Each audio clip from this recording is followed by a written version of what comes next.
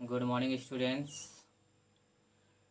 चलिए आज हम लोग रुचिरा तृतीय भाग का चतुर्दश पाठ हम लोग पढ़ने जा रहे हैं, जिसका नाम है आर्यभट्ट। दशमलव पद्धति का प्रयोग सबसे पहले आर्यभट्ट ने किया, जिसके कारण गणित को एक नई दिशा मिली। वस्तुतः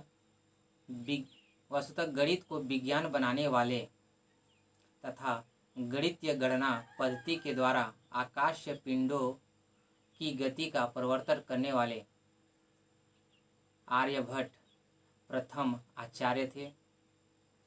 इस पाठ में आर्यभट्ट के बारे में ही बताया गया है। चलिए तो इस पाठ को शुरू करते हैं और समझते हैं। चलिए तो इस पाठ को शुरू करते हैं और इसका हिंदी मीनिंग समझते हैं। ठीक है, देखिए लिखा है, पूर्व दिशायाम उदेति सूर्य पश्चिम दिशायाम च अस्तम गच्छति इति दृश्यते ही लोके। इसका अर्थ है कि संसार में यह दिखाई देता है कि सूर्य पूर्व दिशा में उदय होता है और पश्चिम दिशा में अस्त होता है। ठीक है, परम न अनेन अबोध्यमस्ति यत् सूर्यो गतिशील इति। परंतु इसे यह नहीं सिद्ध होता या यह नहीं जाना जाता है कि सूर्य गतिशील है। सूर्योचला पृथ्वी च चला या स्वकीय अच्छे घूर्णति इति सांप्रतम सुस्थापित सिद्धांत। सूर्य देखिए, सूर्य अचल यानी सूर्य अचल है और पृथ्वी चलायमान है। ठीक है, पृथ्वी चलायमान है जो अपनी धुरी पर घूमती है। ठीक है, जो अपनी धुरी पर घूमती है। ठीक है, यह इस समय भली भांति स्थापित सिद्धांत है। यह इस समय भली भांति क्या है? सिद्धांत है, भली भांति सिद्धांत है। आगे देखिए, सिद्धांतोऽयं प्रथमेन येन प्रवृत्तः आसीत् महान गणितज्ञ ज्योतिर्विच आर्यभट्ट।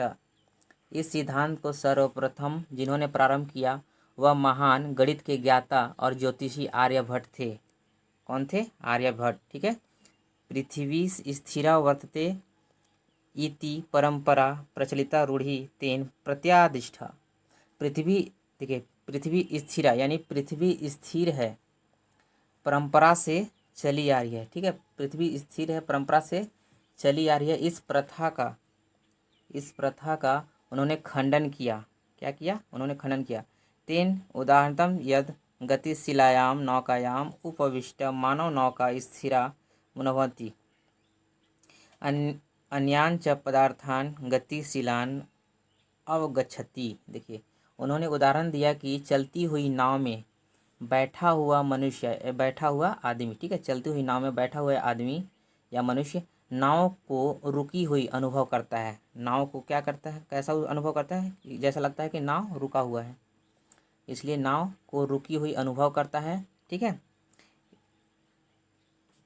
और अन्य पदार्थों को गतिशील समझता है।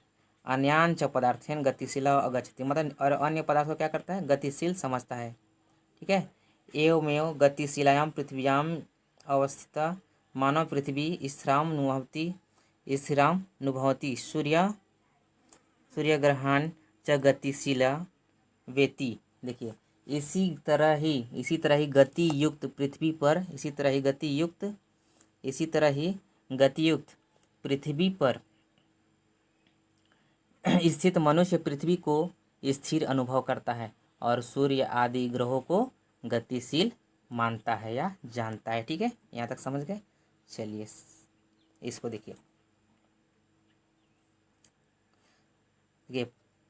476 यानी 476 तमे ख्रीष्टाब्दे आर्यभट्ट जन्म लब्ध्वानिति तनेव विरचिते आर्यभट्टियम इत्यस्मिन् ग्रंथे उल्लिखितम्।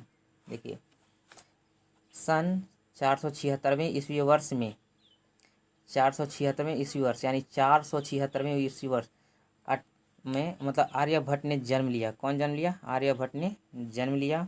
ठीक है, यह उन्होंने अपने द्वारा लिखे अपने द्वारा ही लिखे आर्यभट्टियम नामक इस ग्रंथ में उल्लेख किया है।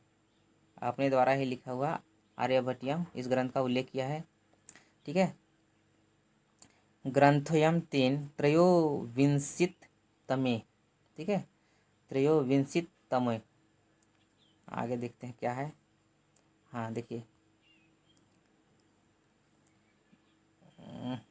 हाँ वैसे विरचित ऐतिहासिक स्त्रोतो भी ज्ञायते यत् पाटलिपुत्रम निक्सा आर्यभट्टस्य वेधशाला आसीत्। देखिए, यह ग्रंथ उन्होंने 23वें वर्ष की आयु में रचा था। ठीक है, कब रचा था? 23वें वर्ष की आयु में उन्होंने रचा था। ऐतिहासिक स्त्रोतों मतलब ऐतिहासिक स्रोत से जाना जाता है कि पाटलिपुत्र जो है, पाटलिपुत्र के निकट आर्यभट्ट की नक्षत्रों को जानने की प्रयोगशाला थी। ठीक है, आर्यभट्ट की नक्षत्रों को जानने की क्या थी? प्रयोगशाला थी। अनेन इदम अनुमीयते यत् तस्य कर्मभूमि पाटलिपुत्रमेव आसीत्। इससे यह अनुमान किया जाता है कि उनका कार्यक्षेत्र कहाँ था? पाटलिपुत्र ही था। इससे अनुमान किया जाता है कि उनका कार्यक्षेत्र पाटलिपुत्र था। देखिए यहाँ पे अब है आर्यभट्टस्य योगदानम गणित ज्योतिषां संबंधः वर्तते यत्र संख्यानाम आकलनम महत्तम आदधाति। देखिए, इसमें यहाँ पे कहा जा रहा है कि आर्यभट्ट का योगदान, आर्यभट्टस्य योगदानम मतलब आर्यभट्ट का योगदान गणित, ठीक है, गणित ज्योतिष से संबंध रखता है। ठीक है, किस रख संबंध रखता है? ठीक है, गणित ज्योतिष से संबंध रखता है, जहाँ संख्याओं की गणना महत्व रखती है। जहाँ संख्याओं की गणना क्या है? महत्व रखती है। ठीक है, आगे देखिए, आर्यभट्ट फलित ज्योतिष शास्त्रे न विश्वसीति स्म। मतलब आर्यभट्ट जो है फलित ज्योतिष शास्त्र में विश्वास नहीं करते थे। आर्यभट्ट जो थे फलित ज्योतिष शास्त्र में विश्वास नहीं करते थे।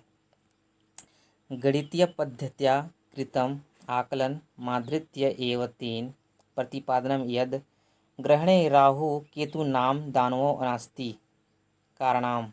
देखिए, गणित शास्त्र की पद्धति के लिए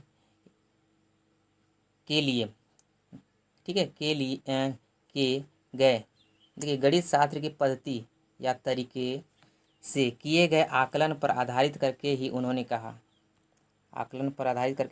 क्या कहा कि ग्रहण में राहु और केतु नामक राक्षस कारण नहीं है। मतलब ग्रहण में राहु और केतु, ठीक है, राहु और केतु नामक राक्षस कारण नहीं है। मतलब राहु और केतु के कारण कोई ग्रह नहीं लगता है। ठीक है, देखिए, तत्र तु सूर्य चंद्र पृथ्वी इति त्रीणि एव कारणानि। देखिए, वहाँ पर सूर्य, चंद्रमा तथा पृथ्वी ये तीनों ही कारण हैं। ठीक है, आगे देखिए, सूर्य परितः भ्रमन्त्या पृथ्वी चंद्रस्य परिमा कथन संयोगाद ग्रहणम भवति। सूर्य के चारों ओर घूमती हुई पृथ्वी का चंद्रमा के घूमने के मार्ग के संयोग से ग्रहण होता है। ठीक है, आगे संयोग होता है। यदा पृथिव्याम चंद्रस्य प्रकाश अवरुद्ध तदा चंद्रग्रहणम भवति। जब पृथ्वी की छाया पड़ने से चंद्रमा का प्रकाश रुक जाता है तब चंद्रग्रहण होता है। तथा पृथ्वी सूर्ययो मध्ये समागतस्य चंद्रस्य छायापतेन सूर्यस्य दृश्यते। ठीक है, वैसे ही पृथ्वी और सूर्य के बीच में आए हुए चंद्रमा की परछाई से सूर्यग्रहण दिखाई देता है या दिखाई पड़ता है। ठीक, चलिए आगे देखिए,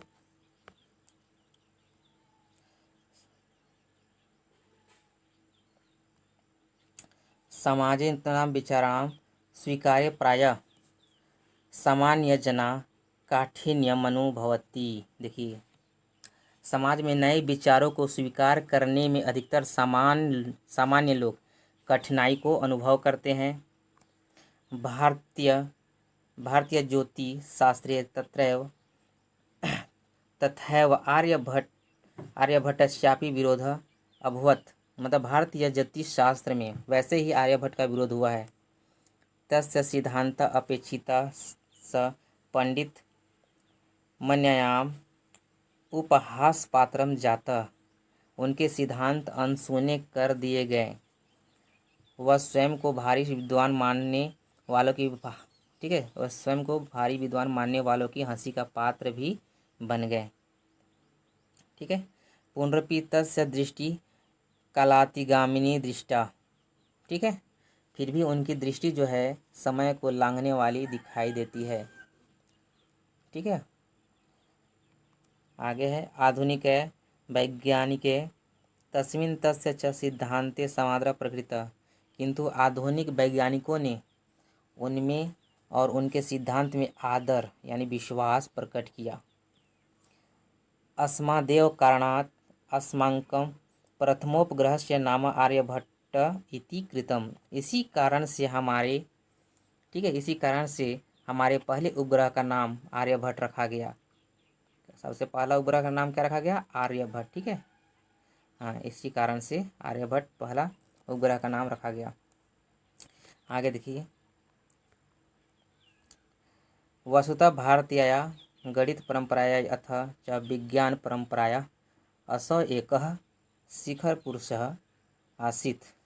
वास्तव में भारत की गणित परंपरा के और विज्ञान की परंपरा के वह एक शिखर पुरुष यानी सर्वोच्च व्यक्ति थे। ठीक है,